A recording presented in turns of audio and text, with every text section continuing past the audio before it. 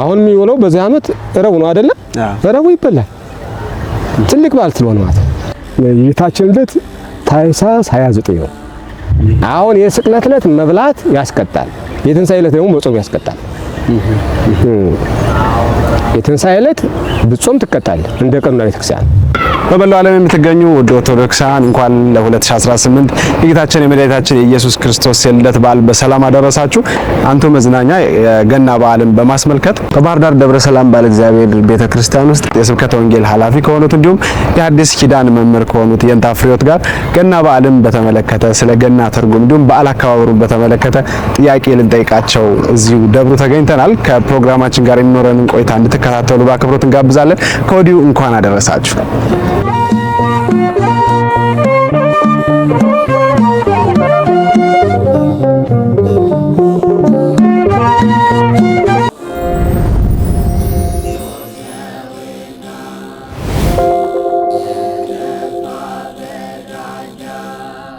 የንታ እንኳን ደህና መጡ ልበል። እንኳን ደህና መጣ ነው የምልህ። እንደው በሚዲያችን እንኳን ደህና መጡ በለኝ። በሚዲያችን ስም ደግሞ እንኳን ደህና መጡ፣ እንኳን ደህና ቆያችሁ። ፍቃደኛ ስለሆኑልን ውድ ጊዜዎትን ሰውተው አስተምሮት ሊሰጡን ፍቃደኛ ስለሆኑ በልዑል እግዚአብሔር ስም እጅግ አድርገን እናመሰግናለን። እኔም ሚዲያችሁን አስባችሁ ስለጠራችሁኝ በሚዲያችሁ ስም እግዚአብሔር እናመሰግናለሁ። እናንተም እግዚአብሔር ያሳድግላችኋለሁ። አሜን አሜን። በባህር ዳር ደብረ ሰላም ባለ እግዚአብሔር ቤተክርስቲያን የአብነት ትምህርት የጉባኤ መምህር ነኝ እና ወይም ደግሞ የአዲስ ኪዳን ትርጓሜ መምህር ነኝ። ስብከተ ወንጌል ኃላፊ ነኝ። መጋቢ ሃይማኖት ፍሬሕይወት በቀለ እባላለሁ ማለት ነው።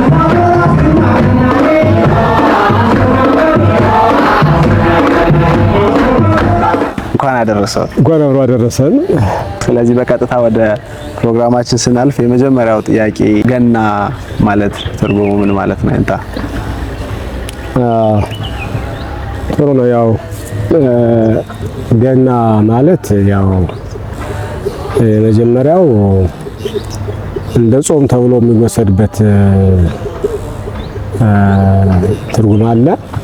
ያ ማለት ገና ጌና ነው ብሎ የሚገልጸው በግዕዝ መጻሕፍቶች ላይ ጌና ነው የሚለው እና አንዳንድ ቃል ከዘመን ብዛት ወይ ደግሞ ከአንድ ቋንቋ ወደ አንድ ቋንቋ ወይ ደግሞ ከአበው ወደ ትውልድ ሲፋለስ ጥቂት ቀለማቶችን የመሸራረፍ ልማድ አለ። አማርኛዎቹ እንደዛ ይመጣሉ እና ከዚህ የተነሳ ጌና የሚለውን በግዕዝ መጽሐፍ ወደ ማህበረሰቡ ሲመጣ ገና የሚል ትርጉም ተሰጥቷል። በቀጥታ ቃሉ ጌና ነው የሚለው እና በዚህ ደረጃ ያው ጌና የሚለውን በአንድ በኩል የጾም ቆይታ የጾም ጊዜ ብለን እንወስደው እንችላለን። ወይ ደግሞ ጾም ብዙ ጾም ስላለ ቤተክርስቲያናችን ያው ሰባቱ አጽዋማት ስላሉ ከሰባቱ አጽዋማት አንዱ በተለምዶ የገና ጾም ብለን የምናውቀው በመጽሐፍም ጥንተ ጾመ ገና ብሎ ማስሩ ወሐሙሱ ለህዳር ህዳር 15 የገና ጾም መጀመሪያ ብሎ ስለምናገኘው በፍትሐ ነገሥትም በስንክሳር መጻሕፍትም ስለዚህ የገና ጾም መጀመሪያ ካለ አሁን የጾም ስያሜ ይዞ እዚህ ላይ ተነዋል ማለት ነው። እንደዛ ብቻ ሳይሆን እንደገና ደግሞ አልፎ ደግሞ ሌላም በቀጥታ የልደትን ቀን ደግሞ ገና ብለን ደግሞ ልንጠራው የምንችልበት ደግሞ አጋጣሚ ያለበት። ስለዚህ ያው የጾም ጊዜ ነው። የጌታችን የልደት ቀንም ገና ተብሎ የሚከበርበት ጊዜ ስላለ ገና በዚህ ነው ትርጉም ሊወስድ የሚችለው ማለት ነው። ምናልባት እንግዲህ ቋንቋው ከየት መጣ የማን ቋንቋ ነው የሚለውም አብሮ ሊሄድ ይችላል። አማርኛ ቋንቋ ገና ከተባለ የጨዋታ ጊዜ ነው። ገና ጨዋታ ስላለ በዛ ነው የምጠቀምበት። ነገር ግን በዚህ አካሄድ ደግሞ ገና የሚለው አሁንም የልደት በዓልን በተለየ ጊዜ ይልቁንም በ28 የሚከበረውን ሊያስታውስ የሚችልበት ገና ያለ የግዕዝ ቋንቋ ነው አልልም። ምክንያቱም ቋንቋ አንድ ቋንቋ ብዙ ቋንቋዎች የማግበስበስ ባህል እንዳለው ስለምናውቅ በግዕዝ ቋንቋ ውስጥ የዕብራይስጥ ቋንቋ ልናገኝ እንችላለን። ኤሎሄ ኤሎሄ ላማ ሰበክታኒ ሲል ይሄ የዕብራይስጥ ቃል ነው በቀጥታ ማለት። የጽሩን ደግሞ ኮክ ሚል እዚህ አልፎ አልፎ የጽር ቋንቋዎችን መሲህ የሚለው ሁሉ ይሄ ጽር ቋንቋ ነው። ይቅርታ የአረብ ቋንቋ ማለት ነው። እንደገና ክርስቶስ የሚለው የጽር ቋንቋ ነው፣ ግን በግዕዝ መጻሕፍቶች እናገኛቸዋለን። እና ብዙ ቋንቋዎች በአንድ ቋንቋ ውስጥ ተካተው የዚያን ባህል ይዘው አብረው ስለምናገኛቸው ከዚህ አውድ ተነስተን የግዕዝ ቋንቋ ባይሆንም እንኳን እንደሌሎቹ ቋንቋዎች አብሮ በግዕዝ መጻሕፍቶች ተጽፎ እናገኘዋለን። ስለዚህ ቃሉ የግዕዝ ቋንቋ አይደለም። እንደ ክርስቶስ እንደሚለው መሲህ እንደሚለው ማስያስ እንደሚለው እነዚህ ሁሉ የክርስቶስ ስሞች ናቸው። ማስያስ ማለት መሲህ ማለት ኢየሱስ ማለት ክርስቶስ ማለት እነዚህ ሁሉ የኛ ቋንቋዎች አይደሉም፣ ግን እኛ እንጠቀምባቸዋለን ማለት ነው። ምናልባት ወደ ግዕዝ ስናመጣቸው ማስያስ ማለትና ክርስቶስ ማለት መሲህ ማለት ቅቡ ሚል ስያሜ ይሰጣል በግዕዝ ስናመጣቸው። በአማርኛ ስናመጣቸው ደግሞ ያው ሹም ማለት ነው። በአማርኛ ሲመጣ ሹም ማለት ነው። እና ብዙ ቋንቋ አልፎ ከአንዱ ወደ አንዱ ቋንቋ ሲመለስ በቀጥታ ስሙ እንዳለ የሚመጣበት ጥሬ ቃሎች እንዳሉ የሚመጡበት አጋጣሚ አለ። ስለዚህ ቃላት ብቻ ሳይሆን ግሶች ራሱ ለምን ታደገኒ ማለትና አምላኬ አምላኬ ማለት ኤሎሄ ኤሎሄ ማለት አምላኬ አምላኬ ማለት ነው። ኤሎሄ ኤሎሄ ማለት እና ቃሉ የዕብራይስጥ ነው። እና ኤሎሄ ኤሎሄ ካለው ላማ ሰበክታኒ ይላል። ላማ ሰበክታኒ የዕብራይስጥ ቃል ነው። ወደ ግስ ስናመጣው አምላኬ አምላኬ ለምን ታደገኒ ለምን ታደገኒ ማለት ነው። በአማርኛ ስናመጣው ግን ለምን ተውከኝ ማለት ነው። ለምን ተውከኝ። አሁን ኤሎሄ ኤሎሄ አምላኬ አምላኬ ነው ቃል ነው። ላማ ሰበክታኒ የሚለው ግስ ነው። እና ለምን ግሶች ሳይቀሩ ስም ብቻ ሳይሆን ግሶች ይመጣሉ እንዳሉ ማለት ሳይሉ ሳይቀየሩ ከአንዱ ቋንቋ ወደ አንዱ ቋንቋ የመፍለስ ባህል ስላለ ይሄ ጌና የሚለውም የግዕዝ ቋንቋም የአማርኛም አለም አሁን እንደ አማርኛ አድርገን እንጠቀምበታለን፣ እንደ ግዕዝ አድርገን እንጠቀምበታለን። ስለዚህ መነሻው የግዕዝ አይሆን እንጂ እኛ ግን እየተጠቀምበት ነው። አንድ ቋንቋ ካገለገለ የኛ ቋንቋ ሆኗል ማለት ነው። እንደዛ ብለን የምንወስደው እና ለጌታችን የጾም ጊዜ እና የልደት በዓል ተብሎ ሊወሰድ ይችላል የሚለው ነው ለምናስበው ማለት ነው።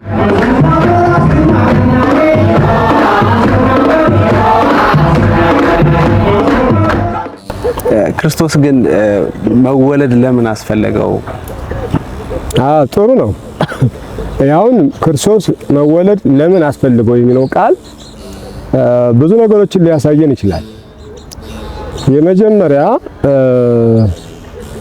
እንግዲህ ክርስቶስ ማለት አብ ወልድ መንፈስ ቅዱስ ብለን ከምንጠራቸው ከሥላሴ አንዱ ነው። ወልድ ያልነው ማለት ነው። አብ አለ፣ ወልድ አለ፣ መንፈስ ቅዱስ አለ እና ከሶስቱ ሶስት እንጠራና አብ ወልድ መንፈስ ቅዱስ ከሶስቱ አንዱ ወልድ ስጋ ከመልበሱ ሰው ከመሆኑ በፊት የነበረ ስሙ ነው። ክርስቶስ ደግሞ ስጋ ከለበሰ ሰው ከሆነ በአጭር ቁመት በጠባብ ደረት ከተወሰነ በኋላ ይወጣለት ስም ነው። ይሄ ክርስቶስ የሚለው ስም ቅድመ ተዋህዶ ወይ ደግሞ ሰው ከመሆን በፊት ሊጠራበት የማይችል ነው። ወይ ደግሞ መለኮት ብቻውን የሚጠራበት አለም ቃልና ስጋ ወይ ደግሞ አምላክና ሰው ከተዋህዶ በኋላ የወጣ ስም ነው። ይሄ ነው የወጣ ስም እና ቅድመ ልደት ወይ ደግሞ ከመወለድ በፊት ወልድ የነበረው በመወለድ ጊዜ ሁለቱ አካል አምላክ ከመወለዱ በፊት ራሱን ችሎ አለ። ስጋ ደግሞ አሁንም አምላክን ከመዋሃዱ በፊት አለ ራሱን ችሎ። ሁለቱ ሲዋሃዱ ማንም ይተሰጡን ክርስቶስ ምን ሰሰጡ። ስጋ ብቻውን አለ፣ ወልድ ወይ ደግሞ አምላክ ብቻው አለ። ሁለቱ ሲዋሃዱ የሁለቱ ስያሜ ክርስቶስ የሚል ስም ሰጠዋል። ስለዚህ ክርስቶስ ማለት የሁለት አካል ውህድ ነው። የአምላክና የሰው ማለት ነው። አምላክና ሰው በጋራ ሲዋሃድ ክርስቶስ ተባለ። ተዋህዶ የባህሪ ስለሆነ የሚለይ አይደለም። ምናልባት እኛም ክርስቶሳውያን እንባላለን ወይ ደግሞ ክርስቲያን እንባላለን። ክርስቲያን ማለትና ክርስቶስ ማለት ግሱ ያንድ ነው፣ አንድ ግስ ነው። ክርስቲያን ማለት ክርስቶስ ማለት ክርስቶስ ያልቅድም የጽር ቋንቋ ነው። ባረቡ መሲህ ይለዋል፣ እኛን መሲሃን ይለናል። ነቢያት ራሱ መሲሃን ይላቸዋል። እና መሲህ ማለትና ክርስቶስ ማለት ክርስቲያን ማለት መሲሃን የሚለውን ክርስቲያን ክርስቶስ የሚለውን መሲህ ብለን አንድ ቋንቋ ወደ አንድ ቋንቋ ልንመልሰው እንችላለን። ነገር ግን እኛም ራሱ ክርስቲያን ስንባል በጸጋ ከክርስቶስ ስለምንወለድ ወይ ደግሞ በ40 ቀን በ80 ቀን የእሱ ልጆች ስንሆን ክርስቲያን የሚል ስም ይሰጠናል ማለት ነው። በክርስቶስ ክርስቲያን ብለን የምንጠራው ማለት ነው። በክርስቶስ ክርስቲያን ብለን የምንጠራው እኛም እንኳን ራሱ ክርስትና ያልተነሳ ሰው እንዳይባል ብቻውን ማለት ነው። ሰው ነው በቃ ክርስትና ካልተነሳ ሰው ነው፣ ምንም አይደለም፣ ሰው ነው የሚባለው። ሰው ነው። ክርስትና ከተነሳ በኋላ ክርስቲያን ይባላል። ከክርስቶስ ስም ተካፈለ ማለት ነው። ክርስቶስ ደግሞ ይህን ስም ያገኘው መቼ ነው ካልና ቅድም እንዳልኩትኝ አምላክና ሰው ሲዋሃዱ ይህ ስያሜ ክርስቶስ የሚል ስም ተሰጠው። እኛም ከክርስቶስ ጋር በጸጋ ስንዋሃድ ነው በ40 ቀን በ80 ቀን ወንዶች በ40 ቀናቸው ሴቶች በ80 ቀናቸው ሲዋሃዱ ክርስቲያን የሚል ስም ተሰጥቶናል እኛ ማለት ነው። ስለዚህ ይሄ ከሶስቱ አካል አንዱ አካል ወልድ ማለት ልጅ ማለት ነው። ልጅ ማለት ነው ቀጥታ ሲተረጎም ማለት ነው። የማን ልጅ ካልን የአብ ልጅ ልደቱን ላንተነት ነው እንችላለን። ያም መወለድን ቅድመ ዓለም ዘመን ሳይቆጠር ከዘመናት በፊት ካብ ተወልዷል እና ይሄ ክርስቶስ የሚለው እንዳልኩት ቅድመ ዓለም ወልድ የነበረ ድህረ ዓለም ክርስቶስ የተባለ ቅድመ ዓለም ዘመን የማይቆጠርለት ድህረ ዓለም ዘመን የተቆጠረለት አምላክ ወልድ አምላክ የአምላክ ልጅ አምላክ ነው እና አሁን ክርስቶስ የሚለውና ወልድ የሚለው ልዩነቱ ክርስቶስ ስጋ የሆነ አምላክ ማለት ነው። ወልድ ደግሞ ስጋ ከመለኮቱ ሲጠራበት የነበረው ነው። አሁን ወልድ ይባላል አይባልም ነው ምንም ችግር የለውም። ወልድ ማለት ይቻላል። ነገር ግን ስጋ ሳይለብስ ክርስቶስ አይባልም ነበር። ስጋ ሳይለብስ ክርስቶስ ሊባል አይችልም፣ ወልድ ነበር። ከዛ በኋላ ወልድ ማለት ይቻላል። ክርስቶስ ግን ስጋ ሳይለብስ አይባልም ነበር። ስለዚህ ይሄ ወልድ የሚባለው የአብ ልጅ ያለ ዘመን የወለደው ሳይቀዳደሙ የአብ ልጅ ምን ነው ያለ ዘመን ወይ ያለ ጊዜ አብ አባት ስለሆነ ያልቀደመው ወልድ ደግሞ ልጅ ስለሆነ ወደ ኋላ ሳይል በዚህ መንገድ በምስጢረ ሥላሴ ማለት በአብና በወልድ በመንፈስ ቅዱስ በኩል ባለው ወልድ ነው። አሁን ወልድ ነው። ወልድ ማለት ልጅ ነው ይያለ። አሁን ወደ ምስጢረ ሥጋዌ ስንመጣም አሁንም ወልድ ነው ወይም ልጅ ነው ማለት ልጅ ነው። በምስጢረ ሥጋዌ የእመቤታችን ልጅ ነው፣ በምስጢረ ሥላሴ ደግሞ የአብ ልጅ ነው ማለት ነው። ስለዚህ ይሄ ወልድነት የራሱ ባህሪው ወልድነት ወይ ደግሞ የራሱ መለያው ነው።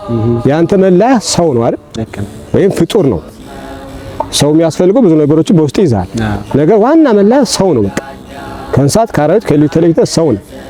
ስለዚህ ወልድም ከአብ ከመንፈስ ተለይቶ ወልድ ነው። በምስጢረ ሥላሴም ወልድ ነው። በምስጢረ ሥጋዌ መጥቶ ወልድ ነው። በምስጢረ ሥላሴ የአብ ልጅ ነው። በምስጢረ ሥጋዌ ደግሞ የቤታችን ልጅ ነው ማለት ነው። ስለዚህ ወልድ የሚለው ቅድመ ዓለም ነበረበት፣ አሁን ነበረበት። ይሄ ስም የራሱ ነው። አብ በዚህ ስም አይጠራም፣ መንፈስ ቅዱስ በዚህ ስም አይጠራም። ስለዚህ የራሱ ስለሆነ ከዚህ ጋር እናገናኝተን ያው ወልድ ቅድመ ዓለምም ወልድ ነበረ፣ ድህረ ዓለም ወልድ ነው። ቅድመ ዓለም ካብ ተወለደ ድህረ ዓለም ከመቤታችን ተወለደ ብለን እንወስደውና ይሄ ከስያሜው አንፃር ነው። እንደዚህ ከስያሜው አንፃር ለምን ተወለደ የሚለውን ደግሞ ስናይ እንግዲህ ታሪኮቹ እንዳይበዙ አጠር አድርገን ለማለት አዳም ያው የመጀመሪያው ሰውና የመጀመሪያው ሕግን የጣሰም ብለን እንወስደዋለን። በመጽሐፍ ቅዱስ ነው የመጀመሪያው ፍጡር ነው። በሰው ደረጃ የመጀመሪያም ሕግን የተላለፈ ነው። ስለዚህ የመጀመሪያው ሰው ሕግ ከተላለፈ የመጨረሻው እንደሚተላለፍ ማመን አለበት ሰው ማለት ነው። ያ ማለት የአዳም ልጅ ነው። የአዳም ልጅ ተሳታሚ ነው ነገር አልተሳሳተም ሰው እንዳለው ነው እና በዚህን ጊዜ የተነገረው ነው። ያውም እኮ ዝም ብሎ ሕግ ሳይሰራ ሕግ ተላለፈ አይባልም። ሰው የተሰራለት ሕግ ነበረ። ይሄን እንዳታደርግ ተብሎ ያን አደረገ። ይሄን ካደረክ የሞት ሞት ትሞታለህ ብሎት ነበር። ይሄን ካደረክ የሞት ሞት ትሞታለህ እና የተነገረውን ተላልፎ ከእግዚአብሔር ትእዛዝ ይልቅ የሌላ አካል ምክር በመስማት ተታሎ አታርግ የተባለውን ሲያደርግ የሞት ሞት ሞተ። ከበላ የሞት ሞት ትሞታለህ የሚለው የእግዚአብሔር ቃል ስለሆነ ሞተ በቃ። ይሄ ደግሞ እንግዲህ ባጭሩ ያጠር አድርጎ ለመውጣት ብዙ ትንታኔ ስለሚኖረው አጠር አድርገን ለመውጣት በእውነትም ሰው ማለት አቅም ያለው ጠንካራ ፍጥረት ሰይጣንም ሆነ ወይ ደግሞ ኃጢአትን ማሸነፍ የሚችል መሆኑን እግዚአብሔር ሲፈጥረው እንዲያርጎ ነው የፈጠረው። አቅም ያለው ጸጋ ያለው ሁሉን የወደደው የመስራት ስልጣን ያለው ማርጎ ነው የፈጠረውና ይህንን ስልጣኑን ሲያጣ የሞት ሞት ሲሞት አሁን እግዚአብሔር በስልጣኑ አዳምን ማዳን በጣም ቀላል ነገር፣ በስልጣኑ አዳም በጣም ቀላል ነገር ነው። ነገር ግን ይሄ ፍትሃዊም ላይሆን ይችላል። አንድ አካል ካጠፋ ጥፋቱን አስመልክቶ የሚቀጣው ቅጣት መኖር አለበት። ያን ቅጣት ካለፈ በኋላ ነውና እግዚአብሔርም ይቅር ባይ እንደሆነ ፈራጅ ነውና በአዳም ፈርዶበታል። ይቅር ባይ ነው እግዚአብሔር፣ ፈራጅ ነው። ፈራጅ ስለሆነ 5000 ምን ፈረደበት። ይቅር ባይ ስለሆነ ደግሞ የአዳምን በደል ሳይሳተፍ የአዳምን ቅጣት አዳም የሞት ሞቶ ነበረ። የእሱን ሞት እሱ ሞቶ አዳምን ማዳን ፈለገ። ይሄ ፍትሃዊ አካሄድ ነው ማለት ነው። እኔ አምላክ ነኝና ስልጣን አለኝ ብሎ የአምባገነናዊ ሂደት ስለማይሄድ ማለት ነው። ስለዚህ አዳም የሞተውን እሱ ሞት ፈለገ ማለት ይሄ በራሱ ላይ ፈረደ ማለት ነው። ይሄ ርኅራኄ ነው። ፈራጅ እንደመሆኑ በአዳም ፈረደበት። ይቅር ባይ እንደመሆኑ ግን ያንን አዳምን ሊቅር ይለው ሲፈልግ በራሱ ላይ ፈርዶ አዳም የሞተው ሞት እሱ ሞቶ እሱ ተሰቃይቶ እሱ ተገርፎ ማድረግ ፈለገ ማለት ነው። ስለዚህ ይሄ የአዳምን አካል ማድረግ አለ። የበደለ የአዳም አካል ነው። አዳም ቀዳማዊ አዳም ይባላል። ክርስቶስ ደግሞ ዳግማዊ አዳም ይባላል። አዳም የመጀመሪያው አዳም ነው። ክርስቶስ ደግሞ ሁለተኛው አዳም ይባላል። ሁለተኛው አዳም የሚገርመው አዳምና ኢየሱስ የሚለውን በሆሄ ቁጥር እንኳን ስንቆጥረው ሁሉም ተመሳሳይ የሆነው ውጤት ሰጠናል። ምክንያቱም ሁለተኛ አዳም ስለሆነ ማለት ያኛው የቀደመው አዳም ነው፣ ይሄኛው ደግሞ ሁለተኛው አዳም ነውና ስንተረጉመው ብቻ ሳይሆን ፊደሎች እንቆጥራቸው ራሱ ተመሳሳይ ውጤት የሚሰጠን ማለት በቀመረ ፊደላት ማለት ነው። ሁለተኛ አዳም ስለሆነ ሁለተኛ አዳም የመጀመሪያውን አዳም በደሉን ሳይታስተፍ እዳውን ተሳተፈ። በደሉን የማይሳተፈው አምላክ ስለሆነ መበደል አይችልም። በደል አይስማማው፣ ኃጢአት አይስማማው። ቅጣቱን ግን በፈቃዱ የአዳምን ቅጣት እሱ ሊቀበሉ ሁለተኛ አዳም ሆኖ ማለት ሁለተኛ አዳም። እንደዚያ ሲሆን ፍትሃዊነቱም ርኅራኄውም ይስማማሉ። ፈራጅ ብቻ እንዳይሆን ርኅራኄውም ደግሞ ፍርዱን እንዳይቃወም በራሱ ላይ ፈርዶ ማዳም እንዲያድን ይፈልጋል። ስለዚህ ፈራጅነቱ የባህሪ ነው፣ ይቅር ባይነቱም የባህሪ ነው። ሁለቶቹም የባህሪ ናቸው። እነዚህ ግን ማስማማት ነበረበት። ለማስማማት ደግሞ በስልጣኑ ካደረገው ይሄ ርኅራኄውንም ፈራጅነቱን ሊቃወም ይችላል። ፈራጅነት ብቻ ሊሆን ርኅራኄው ግን ፈራጅነት ብቻ ይሆናል ማለት እና አሁን በራሱ ላይ መፍረድ ያ ደግሞ በራሱ ላይ ለመፍረድ ደግሞ አምላክ በባህሪው ስለማይሞት የሚሞት የአዳምን አካል መዋሃድ ነበረበት ማለት የሚሞት የአዳምን አካል መዋሃድ ነበረበት። እንደዛ ሲሆን ሁለተኛ አዳም ሆኖ ማለት ነው። ይሄ ሁለተኛ አዳም የኖራ ሳይለቅ ማለት ነው። የበደለ የመጀመሪያው አዳም ነው። ስለዚህ አንደኛ ሰው ነው የበደለ፣ ሁለተኛ የበደለ አዳም ነው። ስለዚህ ክርስቶስ ደግሞ ሁለተኛ አዳም ተባለ። ያኛው መሬታዊ፣ ይሄኛው ሰማያዊ፣ ያኛው ፍጡር፣ ይሄ ፈጣሪ እና ያኛው ስጋ፣ ይሄ መንፈሳዊ፣ ያኛው ኃጢአት የሚስማማው፣ ይሄኛው ኃጢአት የማይስማማው ሆኖ ሁለተኛ አዳም ሆነና ሰው ሆነ። ከዚህ በኋላ በራሱ ላይ ሞትን ፈረደ ማለት ነው። አንዱ ይሄ ነው፣ አንዱ ይሄ ነው አጠራርየ ማለት ነው። ሁለተኛው ሆኖ ይሄ እግዚአብሔር የፈጠረው የመጀመሪያው አዳም አካሉ ደካማ ለመሆኑን ማሳየት ፈልጓል። የሰጠው አካል ማንነትህ አጋንንትን ኃጢአትን ድል ማድረግ የሚችል ነው። ይሄ አካልህ እኔ የፈጠርኩልህ የሰጠው ነፃነት አቅምህ ማንነትህ አጋንንትን ሰይጣንን የስጋን ፈቃድ ማሸነፍ የሚችል ነው። ወይም ደግሞ ኃጢአት ድል ማድረግ ይችላል። እሱን ደግሞ በንግግር ብቻ ሳይሆን እኔ ራሴ ያንተን ስጋ ለብሼ እንዳንተ ሰው ሆኜ አሳይሃለሁ። ከንግግር ይልቅ ተግባር ማሳየት ፈልጓል። ይሄ የሰጠው አካል ሰይጣንን ብቻ ሳይሆን አጋንንትን ወይም ደግሞ ምንድነው ኃጢአት ማሸነፍ እንደሚችል እኔ ያንተን አካል አካላየ ሰው ሆኜ አሳያለሁና ሰው ሆነ ማለት። ስለዚህ ሰው ሆኖ ሐዋርያው ቅዱስ ጳውሎስ በሮሜ መልእክቱ በምዕራፍ 8 ላይ እንደገለጠው ይችን ኃጢአት በሰውነቱ ቀጣት ይላል ክርስቶስ። አዳም ሰው ነበረ። አዳም ሰው ሆኖ ኃጢአትን መቅጣት ማሸነፍ አቅቶት ነበር። ግን የሰጠው ስጋ ማሸነፍ ይችላል። እኔ ባሸነፍልህ ይሄ እኔ ሰውኝን ማሸነፍ ማሳየት እንደምታሸንፍ ሰውኝን ማሳየት አምላኩኝ ባሸነፍልህማ ልጅም ለአምላክ እንጂ ሰው ያሸንፈው ብሎ ሽንፈትን ገንዘብ አድርጎ ነበር ሰው ማለት። እግዚአብሔርም እኮ በአምላክነቱ ነው ያሸነፈው። ስለዚህ እኔ ማሸነፋለች ብሎ ሁልጊዜም ሽንፈትን ገንዘብ አድርጎ ሰው ይኖር ነበር።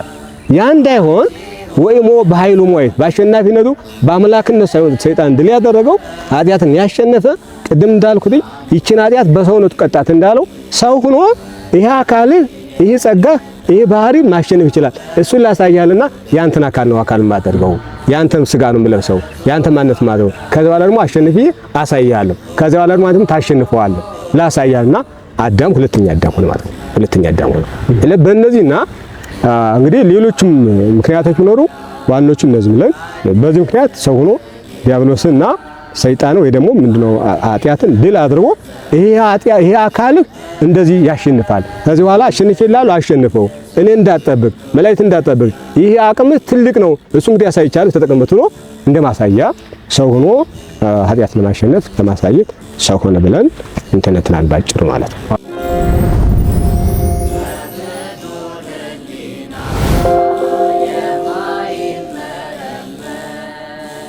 በጣም ጥሩ። ስለዚህ በዓላትን በምናከብርበት ጊዜ ደግሞ በተለይም ከ4 ዓመት አንዴ በዘመነ ዮሐንስ የልደት ቀን በ28 ይከበራልና በዚህ ጉዳይ ላይ ሊቃውንቱ የተለያዩ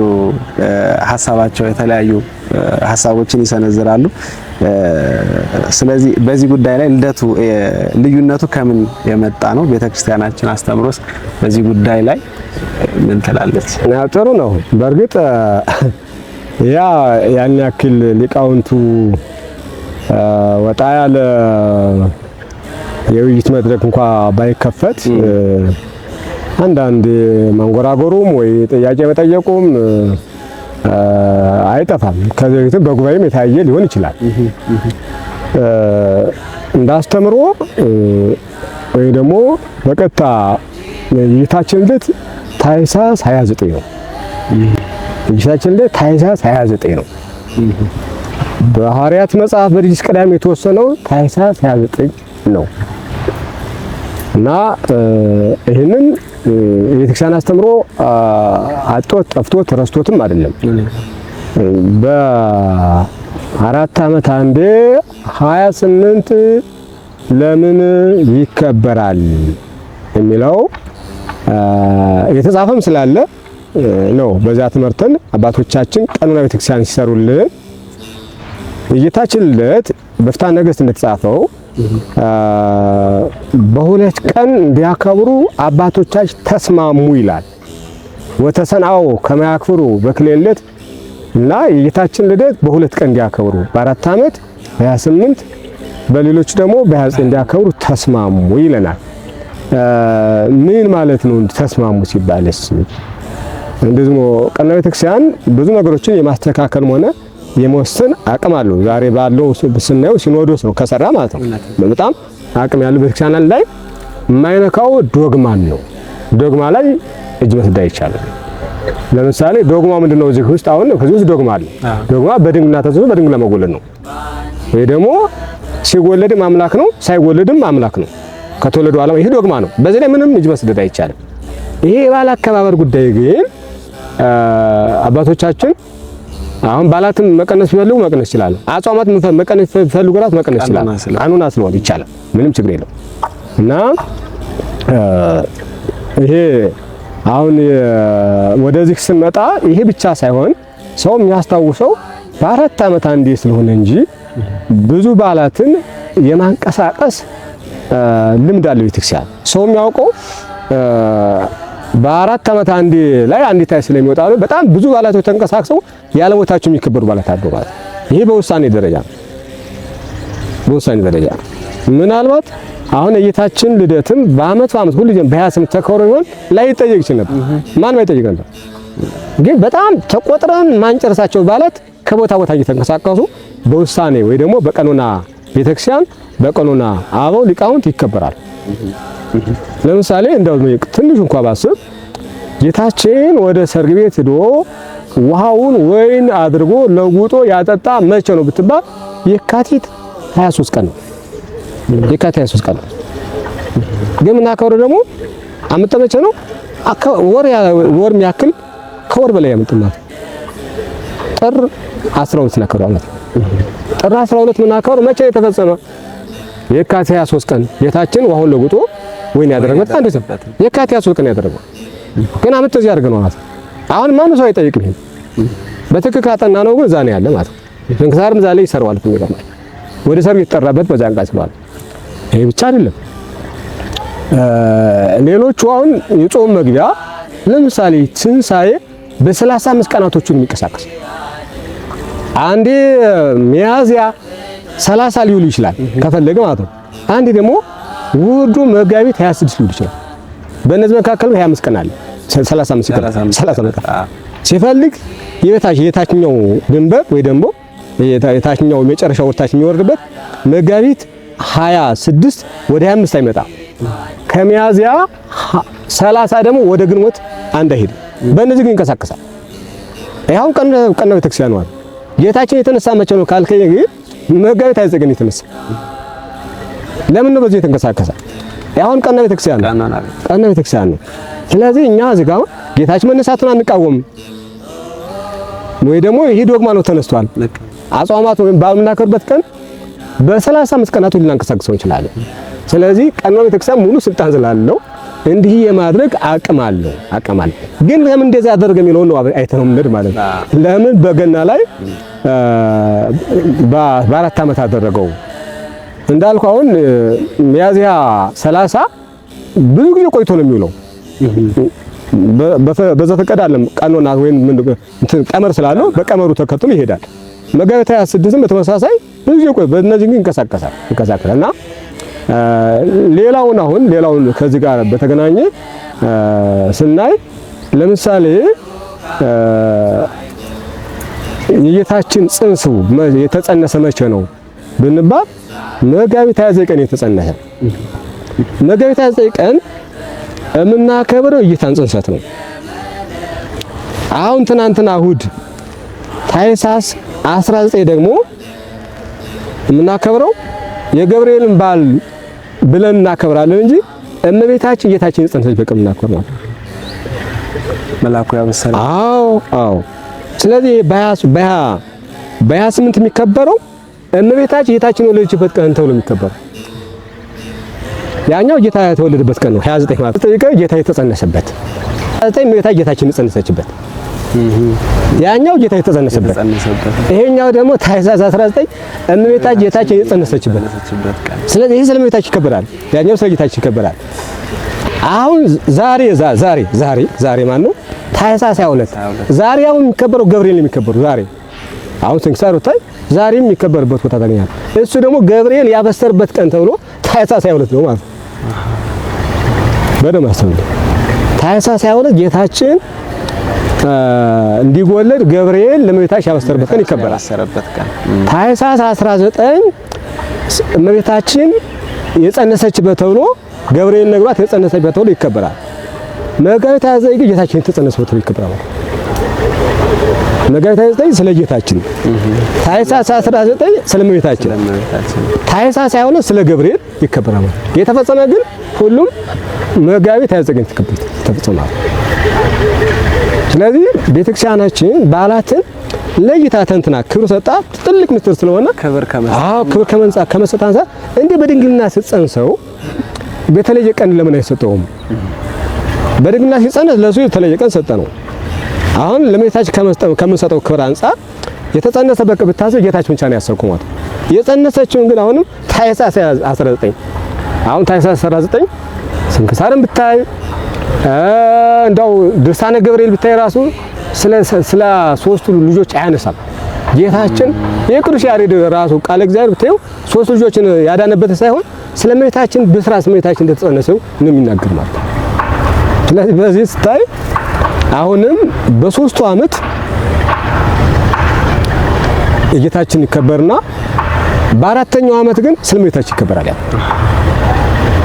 ሶስቱ ዓመት ስለ ጌታችን መወለድ ነው። ጌታችን መወለዱ አራተኛው ዓመት ግን እመቤታችን ስለመወለዷ ዘመነ ዮሐንስ ላይ እመቤታችን ጌታችን ስለመወለዷ ይከበራል ማለት ነው። እና ሲሶ ለአራሽ ሲሶ ለቀዳይ ሲሶ ለነጋሽ የሚባል ነበር ድሮ ማለት ነው። ድሮ ነው፣ አሁን ቀርቷል ንግግሩ። እና ሲሶ ከመሬቱ ሲሶ ለአራሽ ይሰጣል፣ ሲሶ ለነጋሽ ይሰጣል፣ ሲሶ ለቀዳይ ይሰጣል። በቃ ምድሯ እንደዛ ነው፣ በሀገራችን እንደዛ ነበር ማለት ነው። እስከ ቅርብ ጊዜ እስከ አቡነ ተክለ ሃይማኖት በእናቡነ ተክለ ሃይማኖት የተወሰነው ሳይሆን እንደው ከምድሩ ሲሶ ለቀዳሽ ነው፣ ሲሶ ለአራሽ ነው፣ ሲሶ ደግሞ ለነጋሽ ነው በሚሰጥ እና እመቤታችንም ከምስጋናም ከክብርም አላት። የእሷ የጸጋ ነው፣ የእሱ የባህሪ ነው። የባህሪ ነው የጸጋው በጣም ልዩነቱ ሰፊ ቢሆንም እንኳን እና ምን ይሏል እንደውም የና የሚለው እንደውም በዓለ እመቤት ማለት ነው ተብሎ ቅድም ላይ እንትን ያልኩት በዓለ እመቤት ማለት ነው ተብሎ ይተረጎማል። በዓለ እመቤት ማለት ነው የእመቤታችን በዓል ማለት ነው። ያ ደግሞ በአራት ዓመት አሁን 3 ዓመት ለጌታችን ያከበረው ነው። በአራተኛው ዓመት ግን እመቤታችን በድንግልና የጸንሳ በድንግልና ወለደችበት ማሰቢያ ነው ብለን ያስተምሮ በዚህ የሚሄድ ነው እንጂ ከአንድ ዓመት ከ4 ዓመት ወደዚህ መጣ ስንል ይሄ ብቻ ነው። ሌሎቹም በዓላቶች የመንቀሳቀስ ልማድና ባህል እንዳላቸው እንድታውቅልኝ ፈልጌ ነው እና ማለት ነው። ይሄ ብቻ አይደለም። ብዙ በዓላቶች ከመጋቢት አመቶ 19 ታኅሳስ 19 የማከሩ በጣም ልዩነት ስፋቱ ነው። ዓመተ ምሕረቱ ተቀይሯል እኮ አስብ እኮ። ይሄ ግን በአንድ ቀን ነው ያደረገው። በአንድ ቀን ያለ በዋዜማና በእለት ነው እና እንደውም እለትና ዋዜማ አንድ ነው። እንደው እለትና ዋዜማ ቤተክርስቲያናችን አንድ ነው። ምንም ተለያየም ልንለውም አንችልም። ልደቱ ግን ቅድም እንዳልኩት አሁንም ደግሞ የምለው ታኅሳስ 29 ነው ጌታ የተወለደ የሚለው ነገር መያዝ አለበት። እሱን እንደዛ ነው።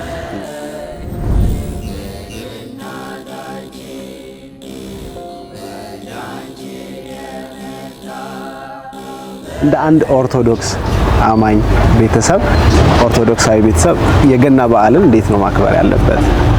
ምንድነው እንግዲህ የገናን በዓል እንዴት እናክብረው? አካባቢን እንደ ቤት ታከብረዋለህ። ሰው እንደ ቤቱ ያከብረዋል። መረሳት የለበት ነገር ግን መረሳት የለበትም። ዛሬ የማከብረው ምንድነው? ዛሬ ምን እያደረኩ ነው? ባሉ ምንድነው የሚለውን ቅድም ባልኩት አግባብ መረዳትና ማወቅ ይቀርማል። በነገራችን ላይ በዓላት በአከባበራቸው አንዱ ቤተክርስቲያናችን የተለያዩ ናቸው። አንዱ በዓል አከባበሩ ከአንዱ በዓል በጣም ይለያል እና ለዚህ እንደመነሻ የምናደርገው አንዱን ወደ አደባባይ ወጣን እንደ ጥምቀት ውለን አድረን እናከብሩ እንችላለን። ያ የአከባበሩ ስርዓት ነው። የጥምቀትና የመስቀልን አደባባይ ላይ ወጥተን እናከብራለን። ሌሎችንም ታቦት ይዘን ወርደን እናከብራቸው በዓላቶች ሊኖር ይችላሉ። ይሄ አከባበሩ ስርዓት እንዳለው ነው። ያው ታቦቱ አድሮ ዛር የልደት የጥምቀት ስናስበው እና ደስታ አለው፣ ጭፈራ አለ፣ እልልታ አለ፣ ሆታ አለ፣ ዝማሬው አለ። ደስታዎቹ ከባሉ አከባበር ጋር የሚሄዱ አሉ። የሌላው በዓል ደግሞ ስናስብ በጾም ብቻ የምናከብረው በዓል ደግሞ ታገኛለህ። በጾም ብቻ ቆርነን ብለህ ከንፈር አሮ እንዳው ምግብ የቻሉት እንኳን ሳይበሉ እያደሩ የሚያከብሩት በዓል አለ። እሱ ማለት የስቅለትን በዓል አስታውሰው። የስቅለት በዓል ትልቁ በዓል ነው። 9 አበይት በዓላቶች ስላሉ ከ9 አበይት በዓላት አንዱ ስቅለት ነው። ቅድም ስቅለት አከባበሩ እንደ ትንሣኤ ወጭና ወራጅ ነው። ባንድ የተወሰናል። መጀመሪያ የተፈጸመው ቀኑ መጋቢት 27 ቀን ቢሆንም እንኳን ይወጣል ይወርዳል ከትንሣኤ ጋር እና ነገር አከባበሩ ስናየው በጾም ብቻ የምታከብረው እውነት ነው። ስለዚህ ያም አከባበሩ በዛ ደረጃ እየሰገድክ እየጾምክ እየጸለይክ እየተራብክ ከቻል ሳትበላ እያደርክ የምታከብረው በዓል አለ። እንደገና ደግሞ በማግስቱ ደግሞ በሳልስት ትንሣኤን ደግሞ እየበላ እየጠጣ ይዘን ታከብረዋለህ ማለት ነው። አሁን የስቅለት ዕለት መብላት ያስቀጣል። የትንሣኤ ዕለት ደግሞ መጾም ያስቀጣል። የትንሣኤ ዕለት ብጾም ትቀጣለህ እንደ ቀኑና ቤተክርስቲያን። የስቅለት ደግሞ ብትበላ ትቀጣለህ እንደ ቀኑና ቤተክርስቲያን ማለት። ስለዚህ መጾም ባለበት ሰዓት ጾማለህ፣ መብላት ባለበት ሰዓት ትበላለህ እና አሁንም የልደት ዕለት መጾም ያስቀጣል። አሁን የሚውለው በዚህ ዓመት ረቡዕ ነው አይደለ? ረቡዕ ይበላል። ትልቅ በዓል ስለሆነ ማለት ነው። ጾምና ሐዘን ግንኙነት አላቸው። የልደት ዕለት እኛ ደስተኞች ነን። ክርስቶስ ወልዶናል። የመከራ ቀንበር ተሰብሮናል። ማቃችን አውልቀናል። የሞት እና የሐዘን ዘመን አብቅቷል። ስለዚህ እኛ የደስታ ቀን ስለሆነ እንበላለን። ጾሙን ሽረን ማለት ነው። ምክንያቱም የሚጾሙት የነበረ ነገር ክርስቶስ እንዲወለድላቸው ነው። ተወልዶላቸዋል። ክርስቶስ ከተወለደላቸው በኋላ ምን አሳዘናቸው? ለዚህ ያ ደስታ ጾሙ ሳይቀር ያስረሳዋል። ከዛ አንፃር የልደት ቀን በዓሉ የሚከበርበት በመላ በመጠጥ ይከበራል። በመላ በመጠጥ ይከበራል ከስቅለት ተለይቶ። የሆሳዕና በዓልም እንደዛ ነው። በጾም ነው የምናከብረው ምንም እንኳን እሑድ ቢሆንም ማለት ነው። ስለዚህ አከባበራቸው እንደ በዓሉ ይዘት ይለያያል። እንደዚያም ሆኖ ግን ምን አግኝቻለሁ? ሰው ሲያከብር ምን አግኝቻለሁ? ዛሬ በዓል የማከብረው ለምንድን ነው የሚለውን የክርስቶስ መወለድ ነው። እንዴት ተወለደ? ቅድም ያልናቸው ለምን ተወለደ? መቼ ተወለደ? ከማን ተወለደ የሚል ሁሉ ያየ ያን ሲያስብ ከዛ ክርስቶስ ለሰው ብሎ ከተወለደ ክርስቶስ ምንም ክብር ሳይሻ ለሰው ተብሎ ራሱን ካዋረደ ለሰው ያደረገውን ውለታ ሲያስብ ሰው ለጓደኛው፣ ሰው ለወንድሙ፣ ሰው ለሰው የሚያደርገው ነገር ፍቅር ይኖራል ማለት ነው። ሰው በፍቅር ክርስቶስ በፍቅር ወደኛ ከመጣ እኛ ወደ ቤታቾቻችንና እኛ ወደ መሰሉት በፍቅር ልንደር እንችላለን ማለት ነው። ክርስቶስ ራሱን እንዳዋረደ እኛ ራሳችን ያጎደል ወደ ታችኞች ልንወርድ እንችላለን ማለት ነው። ስለዚህ ይህን በማሰብ እንዴት ተወለደ የሚለውን ነገር በዛ ይመልሳል ማለት ነው። በትሕትና ተወለደ፣ በበረት ወደቀ የሚለውን ስናስብ ክርስቶስ ለሰው ሰው ሆነ ስንል ከዛኛ ለሰዎች የምናደርገው ነገር እያሰብነ እንዴት ተወለደ፣ ከማን ተወለደ፣ እንዴት ተወለደ የሚለውና ከማን ተወለደ፣ መቼ ተወለደ የሚለውን ነገር ሁሉ እየመለስን የምናደርገው እዛው ገመልስ እናገኘዋለን። ያን እያሰብን ነው እንዳንደ ዝም ብሎ ልደት በፊት እንግዲህ አሁን የጾም ወቅት ነው። በጾም እንኳን ያልተሳተፈ ሰው ያኔ የገበያውን እንትን አጣቡል ታገኘው ይችላል። ሳይል ቆየሉ እና በጣም በሚያሳዝን ሁኔታ እንትኖች እንኳን ሳይዘጉ ምግብ ቤቶች እንኳን ሳይዘጉ ታገኛለህ ማለት የስጋ ቤቶች ማለት ነው። እና የጾመው ያልጾመው እኩል ዛሬው ታገኘዋለህ። በበዓል ቀን እና በጾም ቀን ያልጾመ ሰው ባሉን ለማክበር ራሱ ወኔም ያጣል እኮ ሞራልም ያጣል። ያ የነቢያት ጾም ብለን ነው። ነቢያት ክርስቶስ ከመወለድ ጊዜ የነበረውን እየጾሙ እየጸለዩ ትንቢት የተናገሩ ይጾሙት ይጾማሉ፣ ይጸልያሉ፣ ትንቢት ይናገራሉ። ክርስቶስ ይወለዳል እያሉ እና እኛ እንደ ነቢያት ትንቢት ባናገር እንኳን ስንጾም ሰንተናል እንዳቅማችን፣ ጸሎትም እንዳቅማችን። ስለዚህ ነቢያት ሲወለድላቸው ደስ አላቸው። እኛ በዓለ ልደቱን ስናከብር ደስ ብሎ እናከብራለን። ያን ደግሞ ክርስቶስ መላእክትና እረኞችን አንድ አድርጎ ምስጋና ከነሱ ለተቀበለ መጀመሪያ ቤተ እግዚአብሔር መጠን ምስጋና መስግነን እግዚአብሔርን ለዚህ አበቃህ ብለን ለኛ ብለ የተወለድከው ብለን ከእረኞች ጋር መላእክት እንዳመሰገኑ እኛም መጠን ቢያንስ እንኳን እኛ እረኞቹ ወደ ቤተልሔም ሄዱ ይላል፣ መላእክት ወዳሉበት ሄዱ ይላል። መላእክት ያሉበት ደግሞ ጌታችን የተወለደበት ነው። ጌታችን ከተወለደበት እንስሳትም ነበሩ፣ እረኞች ወደዚያ ሄዱ ይላል። ቢያንስ እንኳን ሰው መጥቶ ቤተ እግዚአብሔር መጥቶ ልደትን ሲካከበረ በኋላ እዚህ ልደቱን ምስራች ከሰማ በኋላ በረከት አግኝቶ በዓለ ልደቱን በእግዚአብሔር ታክብሮ የተቻለው ስጋው ደግሞ ተቀብሎ ማለት ነው። የተቻለ መጀመሪያ ስጋ ከመብላት የክርስቶስ ስጋ መብላት ይበልጥ ነው ማለት ይቀድማል ማለት ነው። እንደ የዶሮ ማንገት እንደ ሞጫጭላ ከመቁረጥ ሄዶ መጀመሪያ የክርስቶስ ስጋ መቀበል ለበቃ ለነቃ ስጋው ደግሞ ለመቀበል ለተዘጋጀ ንስሐ ለተቀበለ እንደዚህ መሆን ጥሩ ነው። ከዛ ውጭ እንደዚህ ያልሆነ ደግሞ እንዲህ ለመሆን እያሰበ የክርስቶስ ፍቅር እያሰበ ባል ሲከበር የክርስቶስ ፍቅር ነው የሚታሰበው ማለት ነው። በዛ መንገድ ያከብረዋል። ከዛ በተጨማሪ ደግሞ ሰዎችን እያሰበ ነው የሚያከብረው ማለት ነው። ክርስቶስ ሰዎችን አስቦ ስለመጣ ይሄ የመተሳሰብ ቀን ነው። በቃ ክርስቶስ እኛን አስቦ እንደመጣ እኛን መሰሎችን ነገኛ እንደነሱ ምን የምንችለው ክርስቶስ እንደኛ ሊሆን የሚችልበት አግባብ ምንም አልነበር በፊት ጋር ነው ማለት ግን እንደኛ ሆኖ እኛን ከተመለከተ እኛን ከፈለገ እኛም የተጎዱትን የደከሙትን የደቀቁትን በማሰብ የምናከብረው በዓል እንዲሆን ነው የሚመከረው የሚለው ነገር ልያዝ ይገባል ማለት ነው። ለመላው ዓለም በሚገኙ የኦርቶዶክስ ተዋሕዶ ቤተክርስቲያን ልጆች የእንኳን አደረሰዎት መልእክት ያስተላልፋሉ። በጣም ጥሩ እንግዲህ እግዚአብሔር ፈቅዶ ዘመናትን በሱ አልፈን ከአንዱ ቀን ወደ ሁለተኛው ቀን ያለሱ በእኛ አቅም መሸጋገር የማንችለውን በሱ ቸርነት ዘመናትን አሳልፎ አሁንም ለ2018 ዓመተ ምህረት የልደትን በዓል ለማክበር ስላበቃን እግዚአብሔር እናመሰግነዋለን። በተጨማሪም እንዲሁ ለዚህ ቀን የደረሳችሁ ወንድሞችና እህቶች ዘክርስቲያን በሙሉ ጠቅላላ የሚዲያው ተከታታይ በእግዚአብሔር ስም እንኳን ለዚህ ታላቅ በዓል በሰላም አደረሳችሁ እላችኋለሁ። በዓሉም እግዚአብሔር የበረከትና የጤንነት የፍቅር የመረጋጋት እንዲሁ መልካም ነገር የምታገኙበት እንዲሆን እመኝላችኋለሁ። እግዚአብሔር ይስጥልን። አሜን አሜን። እግዚአብሔር ይስጥልን። እግዚአብሔር ያክብርልን። እግዚአብሔር ሰማይ ይሰራል። እግዚአብሔር ይጠብቅ። ተው ተው ተው። ኧረ ተው ተው። እግዚአብሔር ይጠብቃል።